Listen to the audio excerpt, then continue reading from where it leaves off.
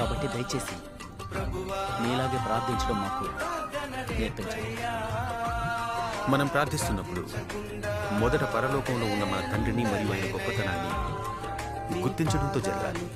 మీరిలా చెప్పవచ్చు: పరలోకమందున్న మా తండ్రి, నీ నామము పరిశుద్ధపరచబడుగాక.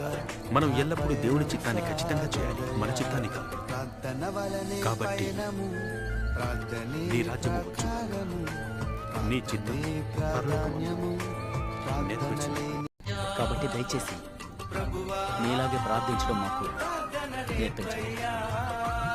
మనం ప్రార్థిస్తున్నప్పుడు మొదట పరలోకంలో ఉన్న మన తండ్రిని మరియు ఆయన గొప్పతనాన్ని గుర్తించడంతో జరగాలి. మీరిలా చెప్పవచ్చు: పరలోకమందున్న మా తండ్రి, నీ నామము పరిశుద్ధపరచబడుగాక. మనం ఎల్లప్పుడూ దేవుని చిత్తాన్ని ఖచ్చితంగా చేయాలి, మన చిత్తాన్ని కాదు. కాబట్టి నీ